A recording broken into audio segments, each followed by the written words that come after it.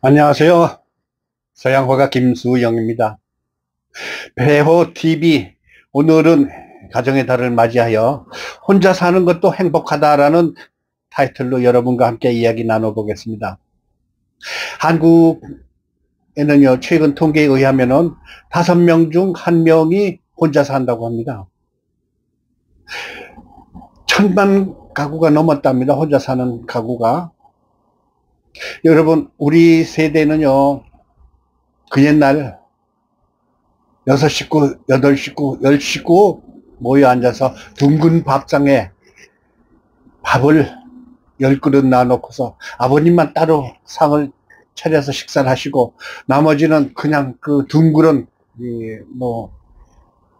밥상에다가 그냥 국 하나 밥 하나 김치에다가 뭐 재수 좋은 날은 그냥 콩나물이나 두부가 좀 있고 이렇게 해서 막 주걱주걱 먹었던 그때가 생각납니다. 그런 대가족 제도에서 지금처럼 1인 가구가 1000만 가구가 넘는 시대에 살다 보니 저도 어쩔 수 없이 어쩌다 1인 가구가 됐습니다.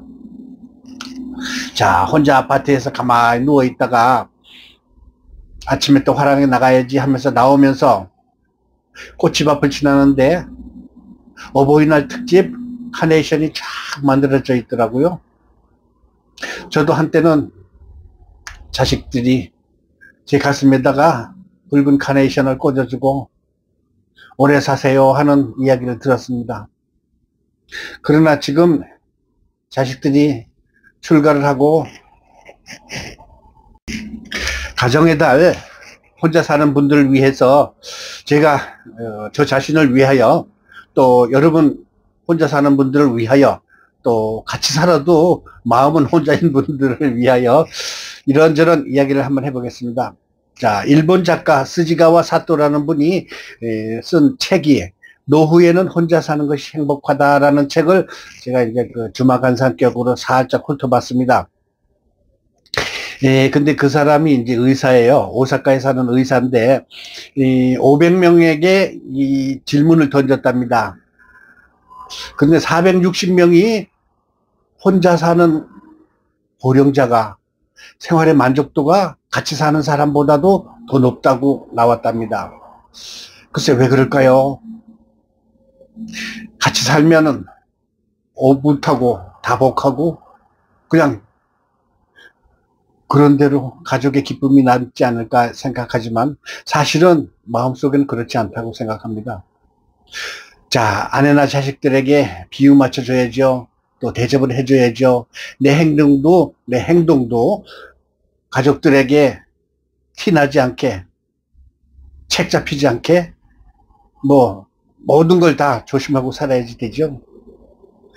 또, 자식, 아까 잠깐 얘기했지만, 내 배 아파가지고 낳은 자식도 머리 굵어지면 자신의 삶으로 돌아가기 때문에 부모 챙기는 것도 그렇게 옛날처럼 안 합니다. 우리 동네 꽃집이 2군데 있어요. 그런데 아까 잠깐 얘기했지만 출근할 때 보면서 보니까 카네이션이 10개가 딱 있더라고요. 물론 그게 다 팔리면은 또 새로 만들긴 하겠지만 우리 동네 몇만 명 사는데 그 카네이션이 10개, 20개밖에 없더라고요. 그 받는 사람은 기쁘겠죠. 그러나 안 받는 사람도 99%가 안 받는다는 걸 생각하면은요, 그렇게 서럽거나 슬프거나 우울한 생각을 가져서는 안 됩니다. 그냥 거리를 두고 가족이란 내 인생 내 맘대로 살아라 하고 힘들게 고통스럽게 아들에게 배우자에게 맞추면서 살 그런 생각을 하지 마시고요. 혼자도 좋다. 일부러는 혼자가 안 좋겠지만 어쩌다 혼자 되어서도 기쁘게 맞이하고 혼자를 즐깁시다. 친구 모임에서도 가끔 가다 보면은요, 여러분들은 친구들과 잘 사귀죠? 저는 술을 못해요, 사실은. 막걸리 반잔만 먹어도 얼굴이 빨개지거든요. 그래서 모임에 가면 아주 고통스럽습니다. 회비를 내잖아요. 3만 원을 내잖아요. 저는 밥밖에 안 먹어요. 솔직한 얘기로. 고기 조금 먹고. 그러면은 그 친구들은 계산할 때 보면 맥주가 10병, 소주가 10병, 회비를 3만 원 내면 그 사람들이 다 쓰는 거예요. 나는 밥밖에 안 먹는데. 어쨌든 거기 가서도 은근히 친구들이 자랑질을 했습니다. 뭐 주식을 해서 1억을 모았다느니 차를 요번에 뭐 그냥 아우디로 바꿨다는 또 잘 나가더라. 폼재고 또 알게 모르게 은근히 자랑질을 많이 합니다. 아주 배알이 꼴려요. 솔직한 말로 나이 들어서 친구들 모임에 굳이 갈 필요도 없습니다. 그런 소리 들으려면. 그런데 염장지르게 꼭 그렇게 말하는 친구들이 있습니다. 그런 친구들과는 거리를 둬야 되겠죠. 자기 빈정 상하면서까지 억지로 돈 내가면서 속상할 필요 없잖아요. 그런 자랑질을 들어주는 사람도 그렇고 그런 말 하는 사람도 그렇고 그렇습니다. 사실은 나만의 행복과 고독을 즐겨야 되겠습니다. 혼자도 얼마든지 구석구석 찾아보면은 인생의 혼자가 얼마나 기쁘고 즐거운 일이 많은지 알 겁니다. 누구나 세상은 혼자 나와서 혼자 가는 겁니다. 혼자 사는 가구 천만시대. 참 어쩌다 보니 저도 이제 혼자가 되었는데요. 타인과 같이 있으면은 여러분도 아마 그럴 거예요. 자기도 모르게 자기 가면을 씁니다. 가령 없어도 있는 척, 또 아파도 안 아픈 척, 마음이 상해도 안 상한 척, 그렇게 자기를 포장하고 또 뒤돌았으면은 참 내가 왜 그랬을까 하고 좀 속으로 씁쓸한 그런 기분이 없잖아 들지요. 나도 한때는 빛나는 청춘이었고, 나도 한때는 빛나는 직업을 가졌고, 나도 한때는 꽤 많았었는데 아우디 똑같이 전철 타고 다녀도 갈 땐 다 갑니다. 다리 운동 많이 하고 오히려 좋지 않겠습니까? 이거는 모자른 자의 비극인지는 모르지만 절대 자랑으로 느껴볼 그런 생각은 아닙니다. 서울 시내 다니다 보면 수많은 빌딩, 수많은 점포, 와드드한 세상에 눈에 보이죠. 자동차, 빛나는 외제차 그냥 빛과 번쩍 그냥 싹 잘 나가는 그런 거 보면 솔직히 말해 그 중에서 내 거 하나도 없다는 거 생각하면 얼마나 슬프고 괴롭고 그런지 몰라요. 그런데 뒤바꿔서 보면은 그들만의 행복은 아닐 겁니다. 글쎄 몇몇 사람의 경우에 하나겠지만 제 아는 사람은 여의도에 그 아파트를 가지고 있어요. 요즘에 재개발한다 그래가지고 아마 30억, 35억, 40억 이렇게 가는가 보더라고요. 엄청 부자가 됐잖아요. 그 옛날 한 30년 전, 40년 전에 그 2억 원도 안 갔습니다. 그런 듯이 지금 30억, 40억까지 가는 걸 깨가 쏟아질 것 같고 눈만 뜨면 그냥 행복에 박수를 치면서 그냥 원더풀 하면서 살 것 같죠? 그렇지 않았습니다. 내면은 알고 보면은 아내는 떠났죠. 아들이 하나 있는데 그 미숙아예요. 미숙아. 나이는 20살인데 세상에 정신연령은 3살 4살이에요. 키는 큰데 그러니까 그 보목 비슷한 그 장애인을 봐주는 아줌마를 하루 종일 옆에다 두고 또 학교를 보내고 또 마중을 가서 버스에서 내리면 뛰려고 그러는데 얼마나 괴롭겠어요. 남 보는 앞에서도 자기 연장을 꼬추를 가지고서 막 장난을 한다네. 기가 막힐 노릇 아니겠습니까? 몸은 성인인데 마음은 어린애예요. 또 그런 사람이 내가 보면 알기도 엄청 많이 알아요. 유명한 언론사에 근무하는 사람의 자식도 똑같이 그래요.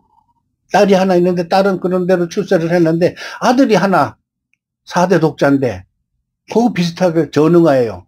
전응아가 아니라 있죠. 그 자기 혼자만의 그 정신세계에서 빠져들어가서 있는 거. 근데 피아노 연주는 기가 막히게 잘한다네. 그거 어떤 외국 영화도 있었죠. 수학을 엄청 잘해가지고 방송국에 나와가지고 그냥 1등 해가지고 돈 엄청 벌었는데 그거를 장애인이 아닌 동생이 그걸 다 뺏는 그런 과정. 그래서 우리 주위에는 행복한 사람이 넘치지만 반드시 그렇지만 않다는 거. 자기 혼자만의 살더라도 기쁨과 행복을 얼마든지 찾을 수 있다는 거 말씀드리고 싶고요. 또 저는 혼자 살면서 취미를 아주 깊이 좀 가졌으면 하는 사람입니다. 왜냐, 지금 유튜브도 찍고 있지만 제가 이제 그림을 그리거든요. 화가잖아요, 직업이. 이 뒤에도 그림이 있죠. 용산에 오면은 제가 이제 그 개인, 그 화랑이 있고요. 그 다음에 미술 강의실이 있습니다. 한 40평 되는데, 거기에 요즘에 서너 명의 그 제자들이 나오는데, 그 사람들이 일주일에 한 번씩 거기 나오는 시간만 기다려진대요. 왜냐, 그냥 저한테 이제 그림을 배우면 너무 좋잖아요.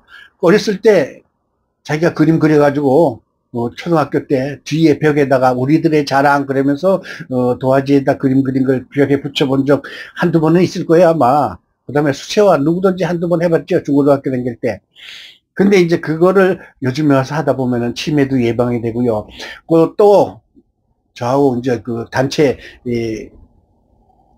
야외 스케치도 나가고, 지난번에 그 산수유 축제 하는 경기도 모 지역에, 양평 지역에 갔는데 거기서 노란 유채꽃이 피어 있는데 스케치북 들고 가가지고 거기서 스케치하니까 사람들이 뒤에서 이렇게 보는 모습이 얼마나 기분이 좋은지 몰라요. 그 다음에 그 맑고 깨끗한 그런 그러니까 들판에서 산수유 마을을 그리는데 그만큼 행복한 게 없어요. 그래서 그것뿐 아니라 집에서도 혼자서도 연필, 미술 연필 있잖아요. 그거 하나 사가지고 스케치북 뭐 몇천 원이면 사니까 그거 하나 사가지고 손 이렇게 해가지고 손 그려보는 거예요. 또 그 다음에 자기 얼굴도 거울 보고서 다 자기 초상화 그려보는 거고, 그 다음에 또 남산 같은 데 가가지고 서울 시내 스케치를 해놓은 거예요. 그 다음에 집에 와서 수채화를 살짝 입혀도 좋고, 취미 그림뿐 아니라 음악도 마찬가지예요. 제가 이제 배우협회 회장이잖아요. 전국 배우협회. 매월 셋째 주 토요일 날 모임을 하는데 한 3, 40명이 와요. 그러면 이제 3만 원 식사하고 3만 원 회비를 가지고서 술도 먹고 그다음에 노래를 하잖아요. 남들 노래하는 거 들어도 좋아요. 자기가 노래 못해도. 또 우리 한국 사람들은 저 못해요 하면서도 마이크 갖다 대면 전부 다 한 가락씩 합니다. 뭐 그냥 이 박자 틀리면 어때요? 음정 좀 틀리면 어때요? 그래도 유튜브에 다 올려드립니다. 모이면 사람들이 그렇게 즐거워할 수가 없어요. 그 다음에 요즘에는 한 걸음 나아가서 전부 다 흰 와이셔츠 입고 오세요 이래가지고 그 배호 합창을 합니다. 옛날 노래 울고 넘는 박달재, 돌아가는 삼각지, 비 내리는 경부선, 비 내리는 명동거리, 참 이런 얘기를 합창을 하게 되면 그것도 유튜브에 올리면요, 어느 어르신이 얼마나 자랑스러운가. 며느리가 그 핸드폰에 있는 사진을 갖다가 텔레비로 연결시켜가지고 큰 화면에서 자기 얼굴이, 하얀 얼굴이 그 합창단 속에 섞여가지고 노래하는 걸 보니까 그렇게 행복하고 기뻐할 수가 없고 자녀들이 그냥 박수 치면서 좋아하더래요. 이렇게 해서 작은 취미나마 이렇게 같이 동호인끼리 이렇게 만나서 하는 것도 참 좋고요. 그 다음에 마지막으로 혹시 아직까지 짝이 있다면은 또 가정과 같이 어울리는 가정의 달에 여러분과 함께 지내는 방법, 요령을 말씀드리겠습니다. 그 7가지나 돼요. 잠깐만 들어보세요. 서로를 이해한다. 참, 자녀들이 이번에 선거에서 저는 뭐 역시 올드맨이니까 뭐 보수파겠죠. 근데 자녀들한테는 말을 못해요. 왜냐? 걔들은 이상하게 좌파예요.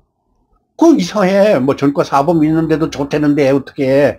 근데 그걸 설득하려니까 또 싸움이 벌어져. 그래서 서로를 이해하자. 아내도 역시 마찬가지. 저는 뭐 서울 충청도고요. 우리 와이프는 전라도였거든요.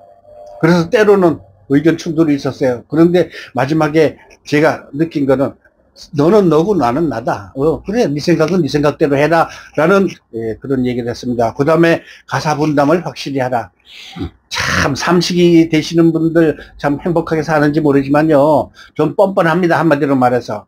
그냥 설거지는 내가 할게 라든가 화장실 청소 내가 할게, 일주일에 2번 그냥 이 물걸레질 내가 할게, 이렇게 해서 가사 분담을 해주세요. 아내들이 이 30년 40년 동안 가사 가사 일하다 보면 얼마나 지겹겠어요. 그러니까 남편이 해주면 그것만큼 좋은 거 없습니다. 또 가치관이 달라도 신경 쓰지 말자. 아까 얘기랑 비슷해요. 너는 너고 나는 나다. 네 생각은 네 생각이고 나는 내 생각이다 라면서 포기하고 살자고요. 그걸 내 편으로 만들고 설득시키고 반드시 내 의견대로 따라와 달라는 거는 무리입니다. 독재예요. 힘들어요. 자기 스스로 스트레스 받아. 그래, 너는 네 생각대로 해라. 그 다음에 눈앞에 불만을 사소한 거라도 생각하자. 가령 사소한 거라도 생각하자. 손톱 발톱을 깎을 때 손톱이 저만큼 날아가는데 그것도 모르고서 그냥 끝내버리면 안 됩니다. 그거 다 찾아가지고 정리해야 됩니다. 이렇듯이 작은 거라도 상대를 배려하고 와이프한테 아니면 자식들한테 책 잡히는 짓 하지 맙시다. 그 다음에 시간적 공간적 거리를 둬라. 이게 무슨 뜻인가 하면은요, 삼식이처럼 하루 종일 밥 3끼 다 챙겨달라고 하는 사람은 이건 뭐 독재도 뭐 그런 독재가 없습니다. 무조건 아침에 되면 나가요. 그냥 도서관을 가든 산에를 가든 아니면은 뭐 정말 그 나처럼 유튜브 찍으면서 남대문 시장의 이모저모, 경동시장의 이모저모, 중부시장의 이모저모를 촬영을 해가지고 유튜브에 올리고, 그것도 유튜브에 올릴 자신이 없으면 그냥 페이스북에 사진만이라도 10개, 20개 찍어가지고 쫙 올리세요. 오늘의 나의 일상 이래가지고 시간적, 공간적, 아내도 혼자 있는 시간을 만들어 주자 이거죠. 자식들도 역시 마찬가지고 하루 종일 집안에 처박혀가지고 그냥 화분에 물 아침에 주고 저녁에 주고 물 너무 많이 줘가지고 죽이고 그러지 마십시다. 그 다음에 마지막으로 자신의 세계에 파고들어라. 이게 무슨 뜻인가 하면요, 아까 제가 얘기했듯이 그림이나 노래나 아니면 여행이나 사진 작가나 이렇게 해서 자신만의 취미를 만드세요. 지금이라도 늦지 않았습니다. 누구든지 자기만의 개발 못한 뭐가 있을 거예요. 학교 다닐 때 아니면 혼자 있을 때 나는 핸드폰으로 다 사진 찍는 걸 배워야지. 그러면서 또, 심지어 들판 공원에 가가지고, 오늘의 야생화 이렇게 찍어가지고서 또 유튜브에 올리거나, 아니면 그 페이스북에 올리거나, 아니면은 그냥 카톡이라도 올리거나, 뭐 동창들 카톡, 단톡방 있죠. 그런데도 내가 오늘 찍은 내 아름다운 야생화 이렇게 해가지고 찍으시고요. 그래서 자기만의 취미와 독서 내지는 자기만의 세계를 구축하셨으면 혼자 살아도 얼마든지 기쁜 세상을 살 수 있고 혼자 살아도 얼마든지 행복한 세상을 살고 있습니다. 어느 시인이 그랬죠. 인생은 소풍이다. 소풍 끝나는 날 나는 지구에서 소풍을 즐겁게 왔다 가노라. 여러분, 혼자가 나쁜 게 아닙니다. 어쩌다 혼자 됐으면 혼자만의 행복을 찾아야 되겠습니다. 거듭거듭 얘기하지만 5.16 군사혁명 구호에 우리의 처지를 약진의 발판으로 삼아, 저는 이 말이 너무 좋아요. 혼자만의 처지를 약진의 발판으로 삼아 인생을 행복하고 즐겁고 신나게 삽시다. 감사합니다. 구독, 좋아요 부탁해요. 구독.